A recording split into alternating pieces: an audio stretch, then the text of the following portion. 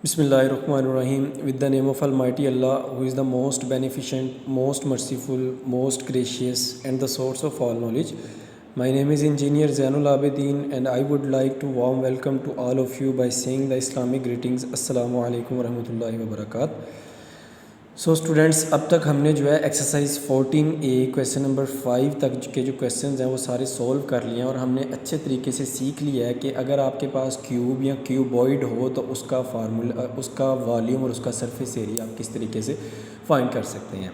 आज बेटा हमने एक्सरसाइज 14B की तरफ जाना है। 14B को के अंदर जो है जो कॉन्सेप्ट्स हैं उनको समझने से पहले हमें कुछ बेसिक चीज़ों का पता होना बड़ा ज़रूरी है। फॉर एग्ज़ाम्पल, आपके पास कोई भी फिगर जिसकी 4 साइडें हों, कोई भी फिगर जिसकी 4 साइडें हों, उसका एक स्पेसिफिक नेम होता है, उसे हम लोग कहते हैं, वो आपके पास कंसीडर की जाती है क्वाड्रिलेटरल।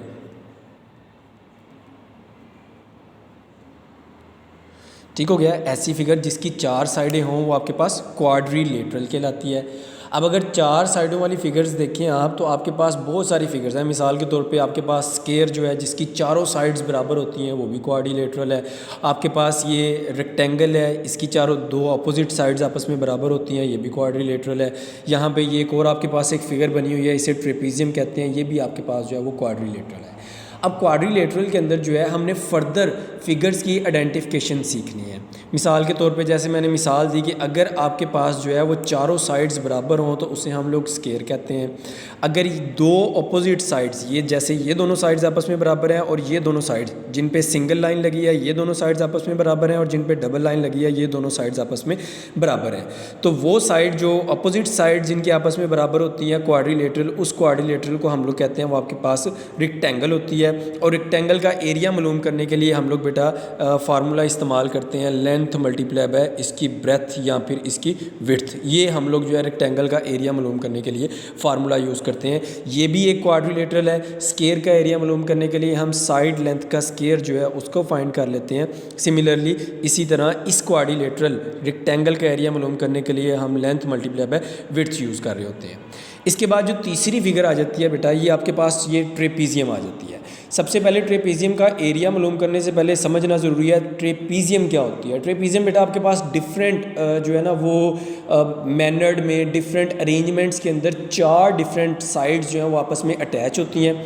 इसकी खासियत ये होती है कि इसकी कोई सी 2 साइड्स आपस में पैरेलल होती हैं और 2 साइड्स आपस में अनपैरेलल होती हैं। जैसे रेक्टेंगल के केस में हमने देखा था कि ये दोनों अपोजिट साइड्स ये दोनों पैरेलल थी और ये दोनों साइड्स पैरेलल होती हैं।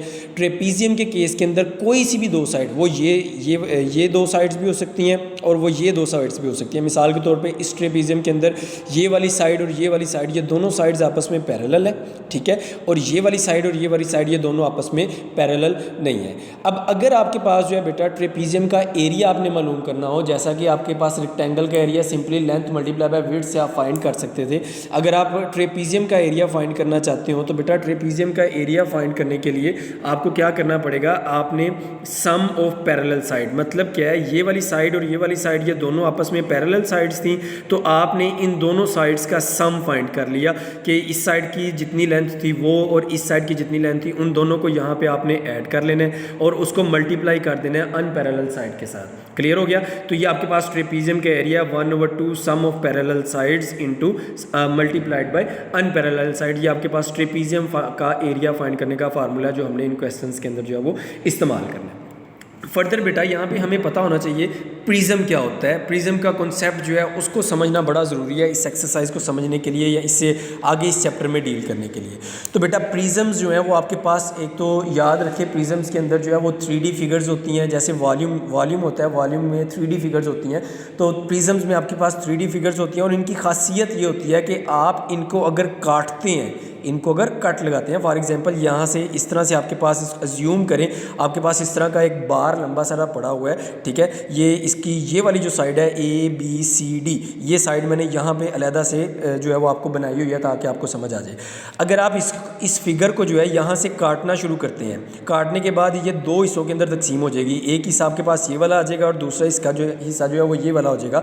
तो आप देखेंगे कि ये जो दूसरा हिस्सा है इसका एरिया बिल्कुल ऐसा ही एरिया आपके पास नुमायाँ हो रहा होगा। तो वो फिगर जिसको जब आप एक साइड से काटते हैं तो काटने के बाद सेम वैसा ही एरिया आपके पास नुमायाँ हो रहा हो, उसको हम लोग कहते हैं वो आपके पास प्रिज्म होता है। और वो एरिया जो आप काट रहे होते हैं उस एरिया को हम लोग कहते हैं वो आपके पास बेस एरिया कंसीडर किया जाता है। वो एरिया जिसे आप काटते हैं वो बेस एरिया कंसीडर किया जाता है। और ये वाली जो लेंथ है इस लेंथ को हम लोग कंसीडर करते हैं वो आपके पास हाइट कंसीडर की जाती है। जैसा कि मैंने यहाँ पर आपको शो भी किया हुआ है कि ये A, B, C और D ये आपके पास बेस एरिया कंसीडर किया जाएगा और ये आपके पास प्रिज्म की जो है वो हाइट कंसीडर की जाती है।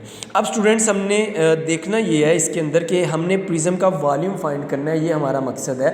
इसके अंदर बेटा सबसे पहले जो है इसमें दो चीज़ों की पहचान होनी बड़ी ज़रूरी है। सबसे पहले आपको ये समझना बड़ा ज़रूरी है कि इसके अंदर हाइट कौन सी है आपके पास, और उसके बाद जो है इसके अंदर आपके पास बेस एरिया इन क्वेश्चंस के अंदर कौन सा है उसको समझना बड़ा ज़रूरी है। अगर वो समझ आ जाए तो फिर ये क्वेश्चंस करना जो है वो कदरे आसान हो जाता है। अब सबसे पहले हमें जो है वो ये देखना पड़ेगा कि आपके पास प्रिज्म्स जो होते हैं उनका वॉल्यूम फाइंड करने के लिए हम फार्मूला कौन कौन सा इस्तेमाल कर सकते हैं।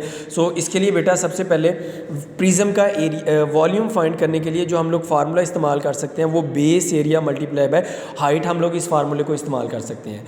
ये क्वेश्चन बेटा आपके पास एक्सरसाइज 14B है। 14B में क्वेश्चन नंबर 1 है, क्वेश्चन नंबर 2 की बजाय क्वेश्चन नंबर 1 का ए पार्ट जो है वो हम लोग यहाँ पे सॉल्व कर रहे हैं। ठीक है, अब ये वो सेम प्रिज्म है जो मैंने आपको दिखाया है। अब इसके अंदर जो है अगर आप इस एरिया ये वाला जो एरिया है इसको अगर आप काटेंगे तो काटने के बाद सेम ऐसा ही एरिया आपके पास दोबारा फिर से नुमायाँ हो जाएगा।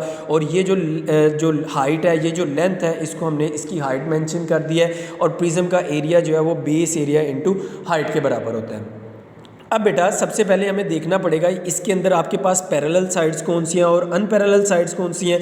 तो वो हमें नुमायाँ नज़र आ रहा है कि ये जो सिंगल लाइन जिन लेंथ्स पे मैंने लगाई है ये दोनों आपस में पैरेलल हैं और ये वाली साइड जो है ये आपस में अनपैरेलल है। और ये आपके पास एक ट्रेपीजियम बन रही है। तो यहाँ पे हमने ट्रेपीजियम का एरिया फाइंड करने का फार्मूला लगाया कि इसमें बेस एरिया चूँकि ट्रेपीजियम है इसलिए हमने 1/2 sum of parallel sides into unparallel side का फार्मूला लगा दिया। अब पैरेलल साइड एक आपके पास 75 है, दूसरी 59 है। तो यहाँ पे हमने सम ऑफ पैरेलल साइड 75 इंटू 59 कर दिया और अनपैरेलल साइड जो है यहाँ पे हमने 46 यहाँ पे इसको मेंशन कर दिया।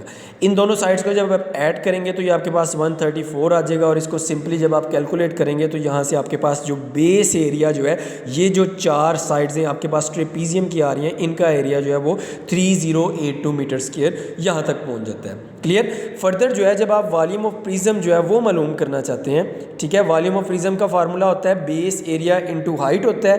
तो यहाँ पे बेस एरिया हम लोग मालूम कर चुके हैं 3082 मीटर स्क्वायर होता है और हाइट इसकी 120 होती है। 120 यहाँ पे मेंशन की गई है तो इसलिए यहाँ पे हमने इसको 120 से मेंशन कर दिया। तो ये हमारे पास 3,69,840 सेंटीमीटर क्यूब या 369,840 सेंटीमीटर क्यूब इसका वॉल्यूम आ जाता है।